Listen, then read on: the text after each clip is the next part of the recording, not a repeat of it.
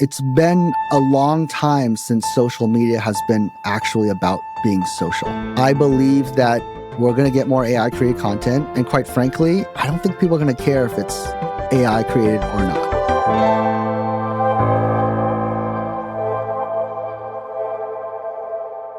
Welcome to Prompted, a podcast about AI, people, and the creative spark. I'm Cameron Adams, and I am fascinated with leaders who are using AI to accelerate their organizations and be more creative.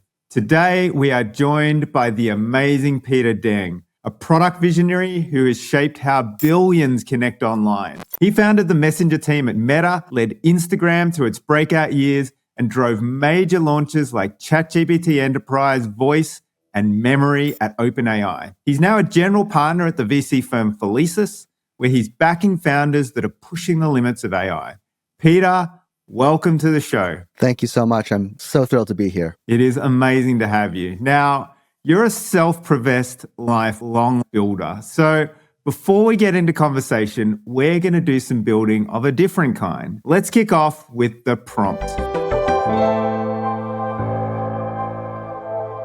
This is the part of the show where we get an idea out of your head and onto the page. And then we get one of our designers here at Canva to take it even further with AI. So to start, we would love you to draw something from your childhood that inspired you while you tell us the story about it. It requires a bit of multitasking. Are you okay with that? Yeah, I'll give it a go. I'll see. I'm not the best drawer, but I'll do my best. That's all right. We've had some terrible artists on the show. You get 90 seconds to talk and draw. So if you're ready, we'll set the timer and let's go. When I was in the second grade, my dad and I have always loved building things together. And I remember very distinctly one weekend where we took apart one of my remote control cars and we turned it into a remote control boat.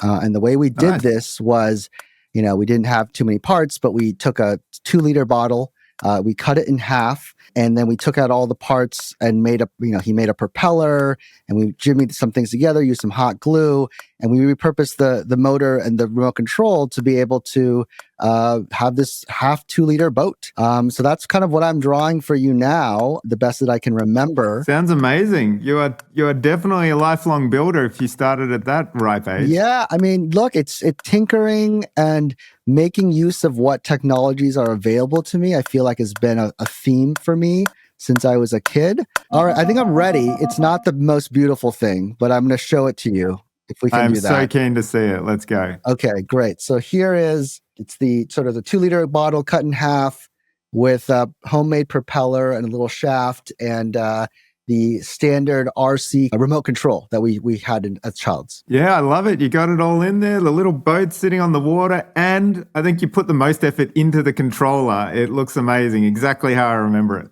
Yeah, exactly. Thank you. Well, thank you, Peter. Audio listeners, if you want to see that picture, head over to the show notes and you'll be able to see it. We're going to send this picture to Jade, our designer in residence here at Canva, who's going to team up with AI to whip it into something new. And we will reveal Peter, Jade, and AI's creation at the end of the episode. So stay tuned for that. But while Jade works, let's go deep on AI with you, Peter. I want to start by kind of setting the stage for this front row seat that you have had in this huge boom of both AI and social media. Yeah. So having been part of really pivotal teams inside Meta and OpenAI, what was the cultural difference in how they approach building for billions of people?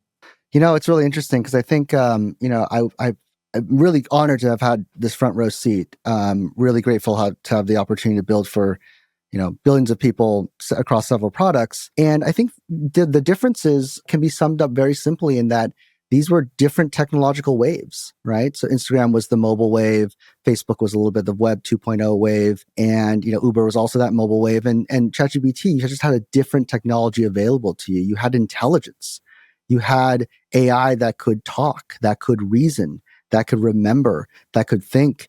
And I think that's the biggest cultural difference, I would say, is that you had a different set of raw materials to build with between Facebook and OpenAI.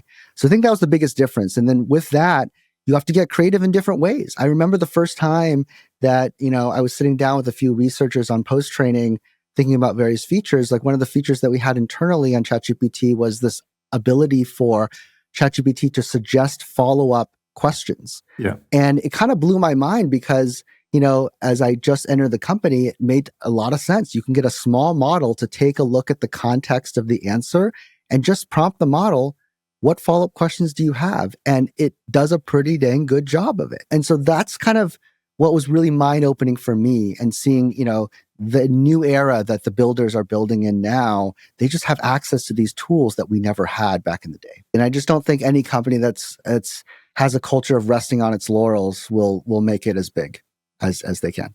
So you actually joined OpenAI in early 2023, right Correct. after ChatGPT launched. Yep. What was it like actually working on the product at what I imagine was a pretty crazy time? Very crazy. It was insane. Yeah, like you said, I joined shortly after it launched and went viral. They were looking for someone to help kind of lead consumer, and had experience leading consumer and also enterprise products. And also just reflecting back at my entry into that company, I have a tendency to join teams at the point of inflection. And even as an investor today, feel like that's where I'm entering in a lot of these teams, is whether it's the point of inflection of they have a great idea, they don't have a product yet, we're doing the seed investment, or at the Series A, they have a little bit of traction. You can sort of see them really ramping up that point of inflection. A lot of it was keeping up with the demand, not going to lie. So a lot of my job was managing spreadsheets of who gets what GPUs. Kind of managing projections of, if we keep on growing, when do we run out of compute? That was a big part of the job, as less glamorous, but kind of fun. But a lot of it, I would say, Cam, was unearthing the full potential of the models. And that's what I found to be really, really exciting. When ChatGPT launched, again, I wasn't there, the company kind of stumbled into, oh my goodness, the model can do some incredible things. And then after I joined, I had the immense privilege of being able to work with these models that the researchers have already trained to do incredible things. And so in a sense, my job was pretty easy when I got there. The research team already had models that could, see things, that could talk, that could reason, that could output visuals in the sense of DALL-E, that could remember, and the models were steerable. And so we were shipping extremely quickly. We were shipping product extremely quickly because the models were capable of so much, and we were just unearthing them and exposing them to ChatGPT users. And I remember we were shipping every 2 weeks. We'd make a major product announcement. Huge kudos to the engineering and product teams to ship that fast. But, really huge kudos to the research teams for having so much pent up power in those models that we were just there to expose. So, they're obviously living in the future. They're seeing things that we don't see and we might never see because they don't quite make it to the light of day. But ChatGPT itself was a totally different way of interacting with AI and technology. And I imagine it was the same inside OpenAI. Like, you guys were experiencing this in real time as well, and developing your skills, talking to AI and helping it with your work. So I'm really interested in how usage of AI inside OpenAI changed as ChatGPT became mature and as you learned more about it. Yeah, absolutely. No, so one of the greatest joys of working at OpenAI is being able to use early versions of the models and also to do the work. And one of the first products we launched was ChatGPT for Enterprise because we needed to find a way, because we knew it was a knowledge work product, right? That's how we saw it in the data. That's how people were using it. And so internally, we had the privilege of being able to use these models day to day without any kind of restriction. And there are many nights I'd be up at 1 a.m. and, most of my colleagues would be sleeping. And to have a thought partner that wasn't sleeping, that could kind of brainstorm with you, that could take, a product spec and say, I don't quite love how I'm wording this. This is not quite the right idea. What are 10 different alternatives? That type of being able to jam and that thought partnership was just incredible. Those little moments actually really help you speed up your product development or your work, and any kind of work. The ability to have someone to just sharpen your ideas with you. And I said someone, but I really mean ChatGPT, to sharpen your ideas with you. That was incredible. So, we definitely use it for work in that sense.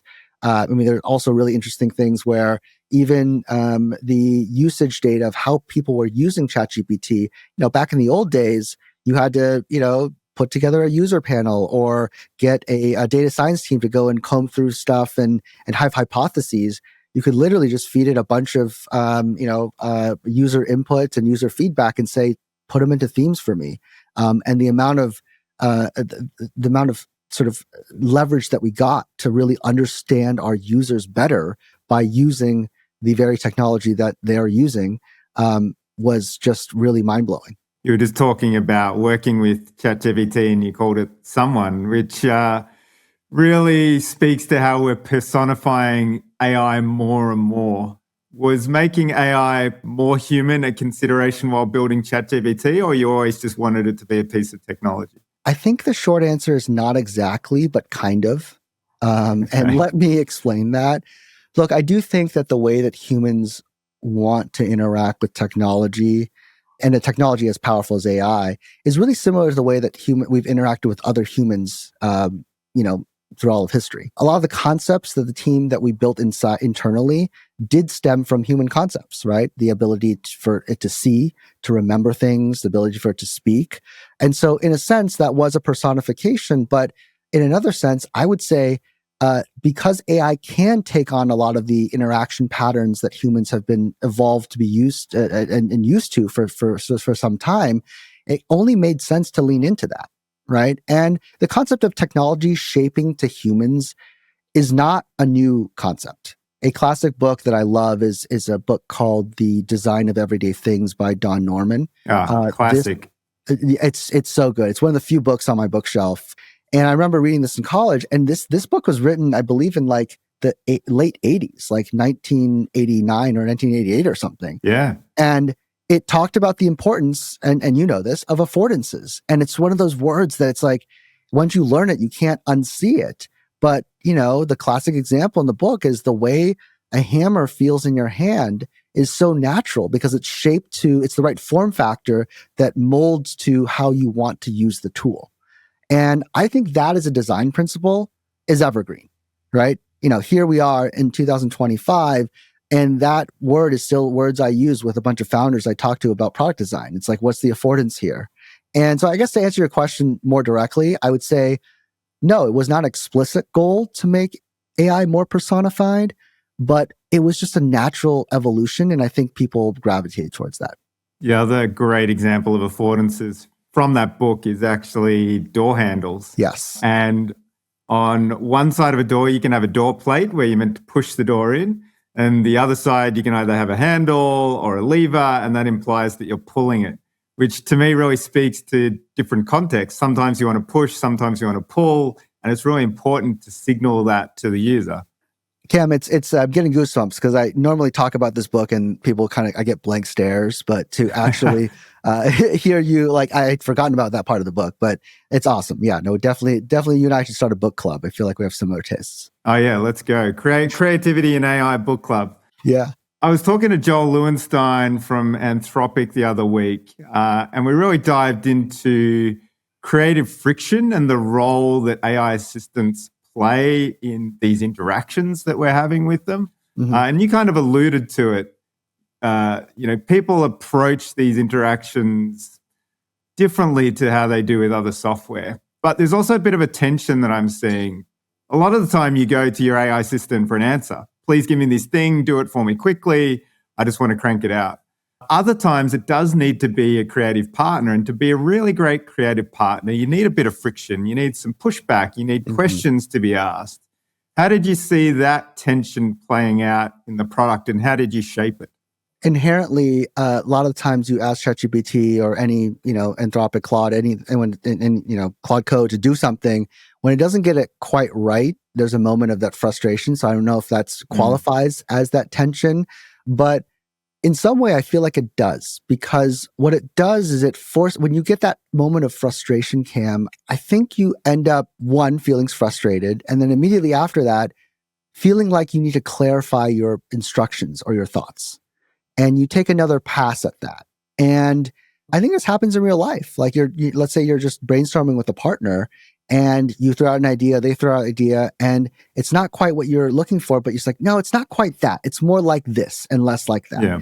And now with LLMs, it's just, natural that you can have those back and forth dialogues where you can make small tweaks and it's not like you're starting all over. The context window is still there. The previous answer is still there. You can still reference something that it was like, oh yeah, it's make it a little bit shorter. One of the prompts that I use a lot is like, in my writing, I clarify my thinking a lot by writing. And sometimes I'm just not satisfied with the phrase. And I'm just like, give me 10 different, sort of ways to say this. And with that, I can use through that process, through that friction, I would say, I'm able to actually clarify my thinking, right? And if you want to even go one level deeper, I would say that even writing itself is friction. You have these thoughts that are in your brain and you have to translate them into words and then into muscles on your fingertips to be able to type it out. That causes you to think just one more beat of like, is it this word? Is it that word? Is it this connotation? Is it that connotation? So I feel like, being able to like go back and forth with an LLM and forcing yourself to articulate your ideas oftentimes helps you clarify your ideas in the first place. Yeah, that's a really good point. People often assume when they're interacting with something like ChatGPT that they're actually getting a hotline into this piece of technology, like they're talking directly to the machine. But is that actually true? How much of the experience is actually mediated by the work that you do as a product builder at OpenAI? Is the experience mostly shaped by humans coding things, or is it actually this hotline straight into the computer? If I were to choose really quickly, I'd say it is a hotline. There's some nuances there. Well, first of all, let me take a step back. One thing we used to say within OpenAI a lot was the model is the product. And that is really important because it's, if you buy that philosophy as a product builder, as the models get smarter and better, naturally your product is going to get better. So you really want to have I wouldn't say the purest expression, but a direct hotline to that model as much as possible. Now, that being said, the affordances, now that we've established that word here, I love that word, of the product will beget certain interactions, right? So I'll give you a simple example.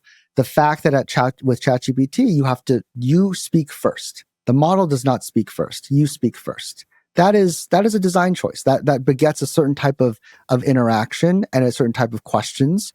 The fact that it's turn-based as an affordance also shapes your mental model into saying like, well, I have to wait for it to finish before I can, ask it a follow-up question or clarify something. So in a sense, there are product design decisions that we've made to govern how you interact with the model. But by and large, you want to give as much of a straight shot to the model as possible. And again, the reason for that being you're basically betting on the model getting smarter and better. Now, one thing I will say is that our post-training team did a phenomenal job at OpenAI to make sure that we were understanding how do we actually get what humans want out of the model, what users want out of the model. How do we make sure that those use cases are better satisfied? So in that sense, it wasn't a bunch of prompting, which is never a good idea, right? Or system prompts. You want to really go back to post-training the model as much as you can to make sure that you're aligning what you want the model to do with what users and customers want to be doing with it. So you've now left OpenAI, but it is still expanding incredibly, and it has its finger in so many pies, from hardware to infrastructure and even what seems like a social platform in Sora. I'm interested now in your outside perspective. Do you think that this broad approach has risks? Like, how are you perceiving it now that you can see more of the broader market? Well, look, I think, I wouldn't be an investor if I didn't think that there are some amazing companies that have yet to be founded that or leverage this technology. And I'm seeing them every day. I'd say leaving and looking at it from the outside has really validated a lot of my assumptions in that, number one, models are going to keep on getting better. Number two, the big model companies are going to keep on trading spots in LM arena of what the intelligence is going to be. And I'd say really another insight is that there are a lot of problems that these big model companies are not solving, that these startups out there are doing it really, really well. And I think there's a lot of creativity. I believe in humanity. I believe that we are problem solvers at the end of the day. And there are a lot of problems to be solved out there. And there's limited bandwidth within any company, whether it's OpenAI, Meta, Google, wherever. And you just got to focus. And there are just some incredible founders out there focused on really important markets that these big companies aren't focused on. I'll give you one example. So we just invested in a company, it's not quite public yet, incredible research team, and they're working to help improve the state of US healthcare through like actually physically delivered healthcare by really making more efficient the whole system around home health, right? And that's a problem that you're probably scratching your head, Cam, and like, who's excited about that problem? We asked the same question. We saw the team and how talented they were. Like, you guys are excited about home health? And the answer was yes. And that just goes to show the human ingenuity and the idea of like, we want to solve really big problems. And we have these amazing tools at our disposal now with AI that can think, that can talk, and it can start to take some of these inefficiencies and really, kind of make them go away so that more healthcare can be delivered more efficiently in the United States. That's huge. That's really powerful, right? So I guess that those are the types of problems that I'm very certain that the big companies are not going to go after. And that's what I'm really excited to go fund as an investor. Do you now see that AI has to be a core competency of every startup that you look at? 100%. Or can it just be like just part of the stack? No, it's got to be AI native, because otherwise it's just not interesting. I would say maybe that's just me as the type of investor I am. What I love about this vintage of companies is that there are so many people solving problems that have been solved before, but with old technology that like is just. I'll give you some examples in a second. They're solving it with with AI in a way that's like 10, 100 times better. We just invested in another company that's looking to revamp coordination within companies, right? And Slack is great, and it was great for a while, but Slack overload is real. And I'm not the first person to say this. This is not a contrarian view. It's overwhelming. And the thing that Slack went out to solve in the first place was coordination. And now it's caused more work and coordination to be done around the technology itself. So there are so many of these, and the most interesting companies that I think are coming out of people who really deeply understand what AI is and can do, and are re-looking at these problems from first principles and this new lens. That's what I find really exciting. There's an analogy I use with an OpenAI. I've talked about this a bunch, which is, it's as if with AI, it's as if humanity has discovered a brand new element in the periodic table of elements. And the people who are really going to be the builders for the next set of great companies are going to be the ones who've played with that element and like have it like, their hands dirty, that, it's under their fingernails, and they are intimately familiar with the attributes, and they're going to mold something incredibly awesome in this next wave. That's an interesting viewpoint. I typically think of great startups as being founded by people who are looking at a problem that people have overlooked. And you're almost talking about just a slightly different layer on top of that, where it's a problem that people have looked at, but they haven't re-looked at. And that's a really powerful vein for ideas for startups in this AI age. I think before AI, what you described is just like people looking at problems that have been overlooked. That was where you should be like investing if you're an investor, right? But now I think the game has just changed, because a lot of those problems can be re-looked at, like you said, right? In a way that is going to be very, very much game changing. And there's so many companies I could talk about, but that would take all day. But I think that's where it gets really interesting. So what should AI startups that are riding the current wave really be focusing on? Like, is the LLM game done? Is it just the big four now? There's no more innovation to be had there? Is there this big moat in AI where OpenAI is just going to swallow everything? Or is AGI just going to swallow everything as well, so you shouldn't even bother? First advice I'd give is to startups is, look, there's a lot of hype out there. It's easy to get caught up in the hype. The valuations are crazy. But the biggest piece of advice is go out and solve a real problem. Go out and meet a fundamental need. Have grit. Nothing that is worth building is easy to build. And so those are things that I would say to anybody who's building, whether you're at a startup or any company, is, make sure you're focused on those things. Those are lessons from all my past experiences, that it's been evergreen. And you also asked about, like, is the LLM game done? I think, I think with foundational models, I think it's the winners have been, the top four winners are going to be there. I think it's going to be really hard for anyone to really emerge. the top four might switch places in terms of where they are in the leaderboard, but it might be really hard for folks to catch up on the foundational model game, especially with open source models out there as well. But I don't think that's where the game is being played, because having a great foundational model does not equal having a valuable product or a valuable business. And I think that's where the unique data and data flywheels are going to come in. We have data stuck inside firewalls within big corporations, that we have a bunch of RL companies out there going and helping to customize a model to just function exactly like how all the company lore. It can ingest all the company lore and all the decision making and be able to be a better coworker for that specific company based on just the taste of that company and the culture there. That, you can argue, is not a new foundational model, but that's a much more useful model for that company to do, so to have. And you also asked about AGI. I don't know. I think, is it going to swallow everything? I don't think so. I think as long as humans still have agency and are picking problems to solve and picking products to use, we're going to want to use products. And I think humans are picky. Our tastes evolve. I remember when ChatGPT voice mode first came out, everyone's mind was blown. And now it's like, wait, why can't it do better? And so I think our bar as humans just keeps on raising and getting higher. So I just don't think that any AGI will swallow everything. I think there's always going to be some. Actually, I would posit that next 18 months, product taste and product design is going to be even more important, because that's where you're going to get a bunch of the differentiation of what products people want to use. Because every other product that's being vibe coded on Lovable looks the same, then people are going to be discerning and say, I actually want something that's a little bit more crafted. Well, it's really good news for you and I, Peter, because we love building things, and it sounds like we're going to get to continue to build things. I believe in, I believe in that. So you've worked at both Meta and OpenAI, and I can start to see this Venn diagram occurring between AI content and social media.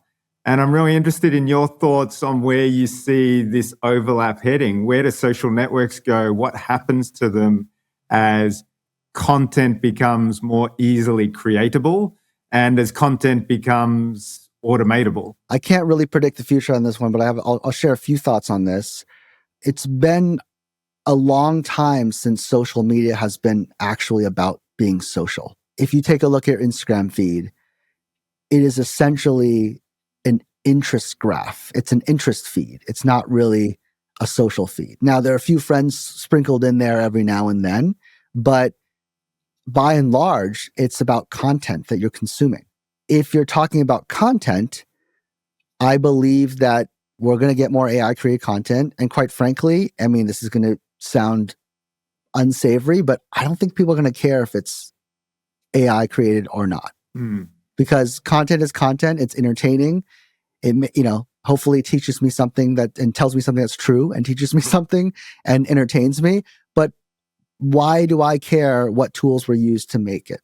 And I'll just use maybe a silly example that, may or may not make sense. But if I'm reading a book that's really awesome, do I really care if the person used a Mac or a PC to type it up? I don't really know if I care. It's content at the end of the day. But I do think that there will be there'll be increased desire to actually be more social, actually spend more time with people in real life. And I think the next 18 months, we're going to see some of that emerge as people really yearning for not just content, but more human connection. And hopefully with, work getting more efficient and you're being able to be more creative, which we really should talk about, because I think that AI will make you more creative. I think hopefully it'll create more time for you to be able to spend in real life with people that you really care about. And those connections are just, they feel real, right? And they're not just like pixels on a screen. I agree with everything you just said, and particularly with content on social media, what you said is scary, but true. I don't interact with a huge amount of social media, and when I do, it's typically because my wife forwarded me a video of a cute animal. And I've started thinking, is this video of a cute animal actually a cute animal? Like, is this actually a part of nature, or is it something that's been generated? Yeah. Which To me, that's slightly scary. It's like disconnecting us from the real world and not knowing what reality is. Yeah, it's true. So I'm really interested. You're Peter Deng. You're an investor and a builder. You've worked at these amazing companies. You've been at the forefront of AI as it's been built and developed. And I would love to know how you actually use ChatGPT and any other AI tools that are in your life. Like, what are some tips that you can give people for how to make your life better with AI? I love it. So the first thing I'll say is, if you don't have it already, go download ChatGPT for desktop. Huge shout out to the desktop team. I use the desktop app. It's amazing. It's amazing, right? It's Option spacebar. I remember we had to figure out a hotkey that was not taken. Option spacebar was that hotkey was the least amount of conflicts. I honestly use Option spacebar more than any other keyboard shortcut. That's not copy and paste. And it just shortens the amount of time between a thought that I have, a question that I have, and my ability to get that answer. So that's number one, is get ChatGPT desktop if you haven't gotten it already. The second thing I would say is, I think it's important to just ask it questions that you think that it can't answer, because I think the model will really surprise you sometimes. One example is, I was researching a company or startup potentially to invest in, and I just, it was recently kind of new, and I'm not sure that it was in the model, but I just asked ChatGPT about it anyway, and it kind of did some research, looked up some articles, and gave you some really interesting, summarized answers about and a few insights about what that industry might look like. And for me, going into depth of a brand new industry that I'm researching or brand new space, it's been really awesome to be able to use that and be surprised. I commute a lot for work. I drive up to San Francisco quite a bit. ChatGPT voice mode is my friend. It is a personalized podcast that I can put on my headset and just learn whatever I want to learn.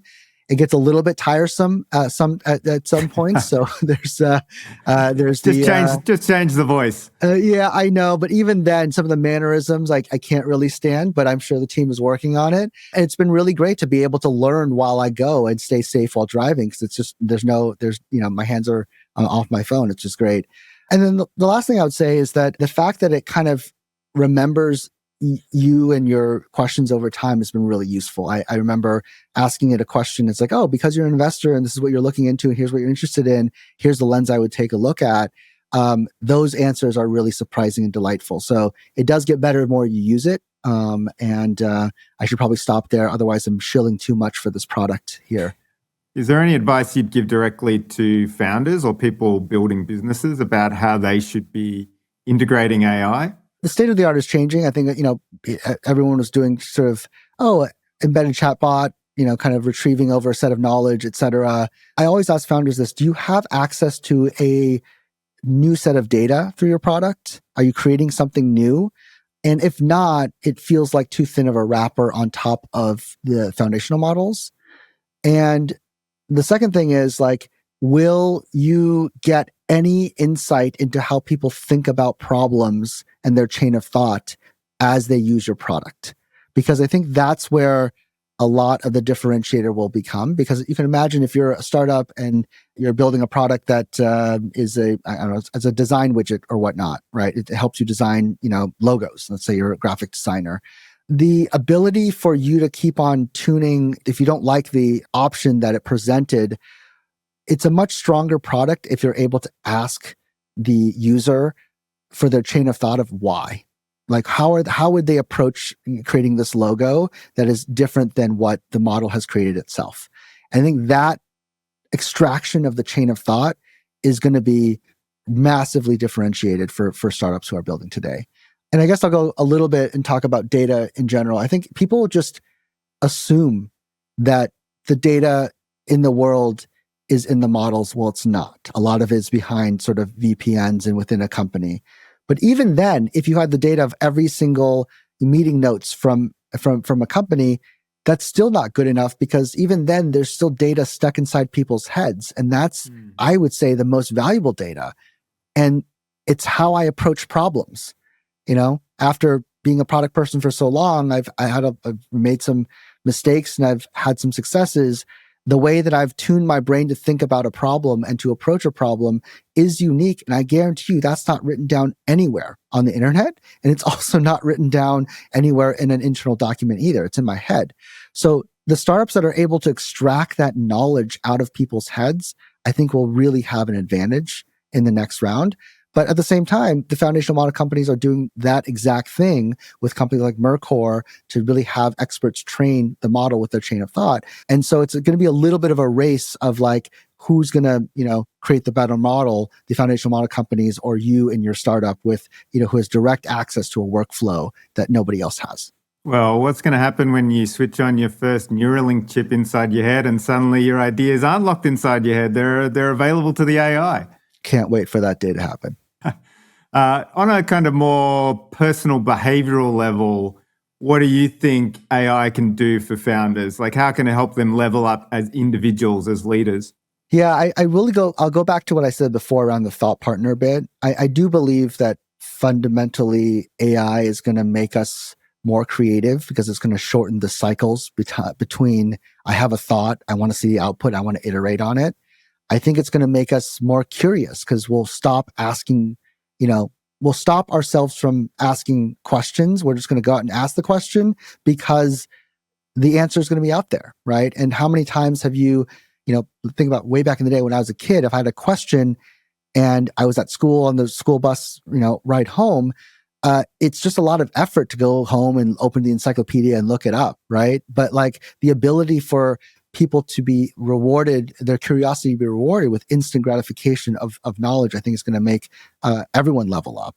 And ultimately, I just think it's going to make folks more productive. So that to me feels like how founders who really embrace AI. You see all these companies having all these leaderboards of how much AI is being used in their organizations. But really, for anyone, the more that you're able to leverage this amazing technology that's at our fingertips, the more of an edge you're going to have. So far, we've talked about remote control cars and encyclopedias, Peter. I think we've just totally alienated any generation after Gen Z. I know. We haven't even talked about cassette tapes either, but we'll get there, I'm sure. Yeah, we will get there. You have touched on creativity a little bit, and you've mentioned like coming up with a logo and going through image iteration. Do you fundamentally believe that AI is creative or it's just spitting out stuff that it's seen before? I think AI is making people more creative. I guess I really don't care if AI is creative or not creative, because at the end of the day, I'd like to build products for people. And I think people can embrace this new tool to be able to, again, like I said before, iterate on ideas much faster and be able to unlock their creativity. I'll give you a personal example, right? So my kids use ChatGPT. Our 9-year-old was really inspired one day to create a riddle-based scavenger hunt for her younger sister and her birthday. It was what an amazing idea, right? ChatGPT unlocked her creativity because she's like, she was able to say, you know what? I want to have these locations, like one of them should be the couch, one of them should be the basement, one of them should be, one location should be her bedroom or whatever it might be. Here are the types of riddles that I want to have you produce. And it just helped her produce that scavenger hunt. And she was able to like write them down on little note cards for her sister to do. And I think that was awesome. Now, some people might say like, well, she should have come up with the riddles herself. I'm like, I'm not so sure the idea was very creative to say, let me do a scavenger hunt for my little sister's birthday. And the execution of that was just made much more efficient with the use of AI. So that's an example. And, I'm sure we'll get in the comments of people debating if that's, creativity or not. But the fact of the matter is, she did that project in record time. And my daughter's extremely creative and she writes stories all the time, not through ChatGPT, but by herself. And you can argue that her overall creativity went up because she had less time spent on the scavenger hunt, more time spent on her creative writing. So this is a specific example why I believe that, I think that AI will make us as humans more creative. That is a wonderful story. And I love how she was able to have an idea and action it and create this moment of joy for someone else in her life. That's really cool. Yeah. But as we're talking about AGI, artificial general intelligence or super intelligence or whatever you want to call it, and you think about work and you also think about creativity and you think a lot about the work that humans do as being creative, doesn't it become important whether AI can be creative? Because that then means that it can start doing a lot of things that you might ask your team to do. Let's break that down a little bit. I think that what any technology should do, any good technology should do, is let humans operate at the next higher level of abstraction. The example I use a lot, Cam, is after the calculator was invented, people didn't stop doing math. They just did higher level math. You had more time to just do higher level math. So if you want to keep on popping up that stack, at some point, the human is still giving the direction of, this is the vision I have. This is the idea that I have. It just so happens that our ability to execute on that vision is much faster now. And I think that's the key difference. And so, yes, I do think that AI is creative in the sense that, at some point, you can just ask AI to remix two different ideas. Or you can say that, I'd like there to be, like, even using my daughter's example, I'd like there to be a riddle for, a scavenger hunt. And here are the waypoints of that. That is AI, I guess you can say, at some level, being creative and saying, great, let me go and create some riddles that rhyme, right? That have the answers that are A, B, C, and D, and these locations that you've outlined. So I think at some level, I think it is creative. I think it's just the question is, like, what is the level of creativity that we're talking about? And I think it's really interesting. We're talking a lot about old technologies. I think as an investor, as a builder, you have to kind of look in the past to get that inspiration and understand things, right? And I would say, I'm sure we can look around our childhood homes and say there were tools that helped aid our creativity and helped us remix things. I see AI as just one of those tools that we have today. Do you think there will need to be mental shifts that will make thinking at the team level and how we collaborate as teams with the people on our team, with the AI assistants on our team? Are there going to be like dramatic changes in how work's done at that level? I 100% believe that will be the case. There's a company that we recently invested in seed in that is trying to do that. But I don't want to come and shill on your podcast and shill for the companies that we invested in. But I guess I'm just saying that, like, I believe that collaboration will change. And that's the reason why they're going to be really interesting to take a look at those companies that are looking at that. Back in the day, it was just about managing people. And now you're managing people and thousands of agents that are working on your behalf. The core principles still stand. You need to be able to, as a leader, as a manager, break down a problem into parts that are digestible, and you can give direction to various people or agents to go do parts of the work and come together and combine it in interesting ways. I don't have an answer of exactly how that's going to evolve, but to your question, absolutely, the way we work will change. You have such an amazing front row seat into these massive changes that are happening to our world and our society, Peter. I feel like I could ask you 5 million more questions, but I'm just going to ask you one very simple last one. When you look ahead 10 years, what do you hope AI has done for humanity? I hope that in 10 years, AI has made us fundamentally more human and happier. That is my hope. And I'll unpack that a little bit. My hope is that AI will be able to help us fulfill our visions much more quickly, whether they be, scavenger hunts from our sister's birthday or something bigger in terms of building a company, or even bigger by solving a large problem for humanity. I hope that it will give us time back. I hope it'll let us all be more creative and operate at a higher level of abstraction and higher level of dreaming and visioning, because we know that is going to be achievable and easily executable. And I think that that's going to lead to us feeling more fulfilled as humans. I don't really buy the vision of people sitting on a beach and being lazy. I think that fundamentally humans are problem solvers. We are builders. And every generation has had a different set of tools and raw materials to build with. And I'm excited to see how the world looks in 10 years when all of these creative individuals have been able to build so many more things faster.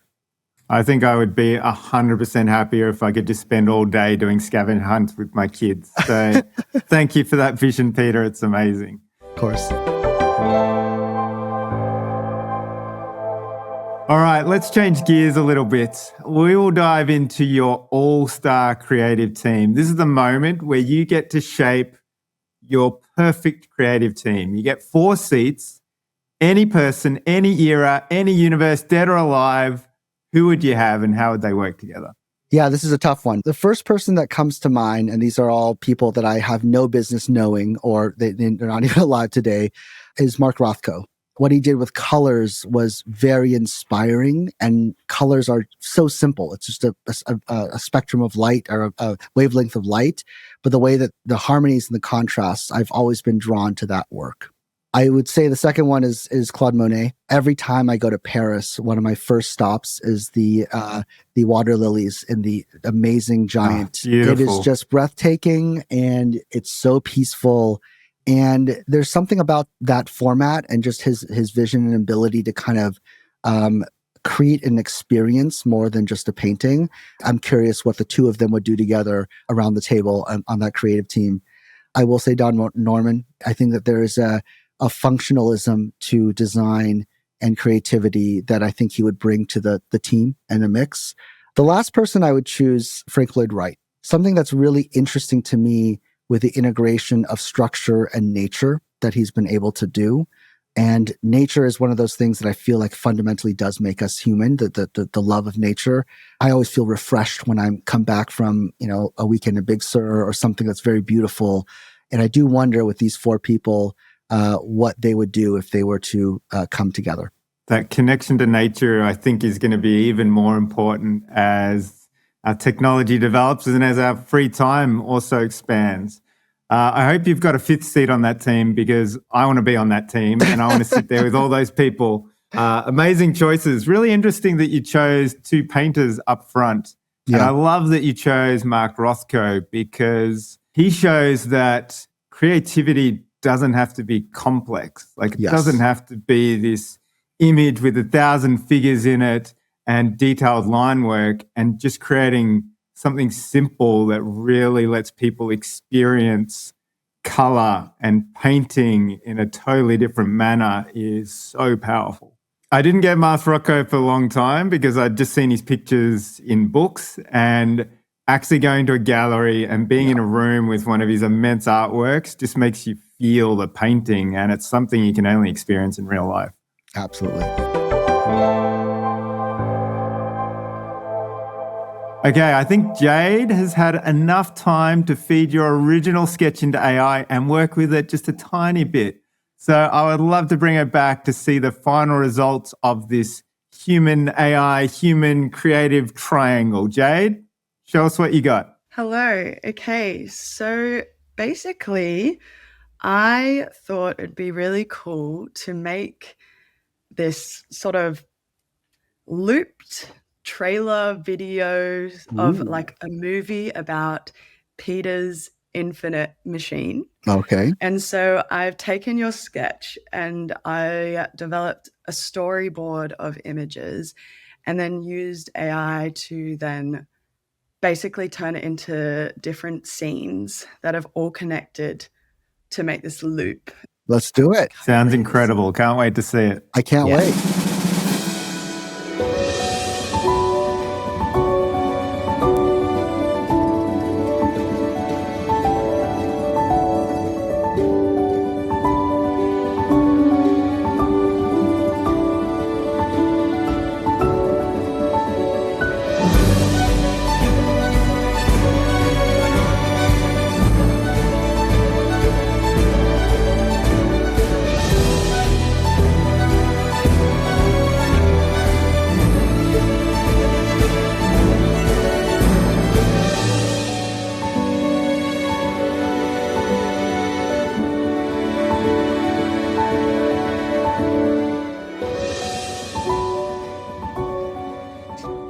So basically then it just loops, and the whole point is each scene's meant to be different journeys of your life, being like a builder and creative when you were younger, being really imaginative, and then getting into the world of work and then the world of AI and the blending of the digital and physical worlds there. And that end part was meant to be like, you spoke a lot about personifying AI, and the hands were meant to kind of represent that. And then you going through that little portal, and then it was meant to be you going back into this world where your dad's picking up the car again. I love it. That is so cool. That is very creative. I got chills and goosebumps. I hope that you can able to send it to me because I'd love to watch it again. Yeah. Yes. Well, my kids are huge Canva users, so I think you might have inspired them to go and make some of these creations via Canva. Amazing. I'm glad you liked it. That is hands down the best creation we have had on the podcast so far, Jade. That's Thank you great. so much Yeah. for doing that. It had everything. It had emotion. It had the storyline that Peter had weaved through. It even had Peter in his exact blue shirt. It's just been incredible. Perfect. It's perfect. That's so good. I'm glad you liked it, guys. I love it. Thank you so much. Audio listeners, if you want to see this incredible creation of Jade's and AI's and Peter's, and you really should, just go click the link in the show notes and you'll be able to see it. And that is it. That is all we have time for. Thank you so much for diving deep with me on AI, creativity, and scavenger hunts, Peter. It has been an absolute pleasure to chat with you. And thank you, listeners, for joining us on this episode of Prompted, the podcast about AI, people, and the creative spark. To keep up with future episodes, please subscribe wherever you love to listen to podcasts or head on over to YouTube. And if you're enjoying the show, please leave us a rating or review. Until next time, keep chasing that creative spark.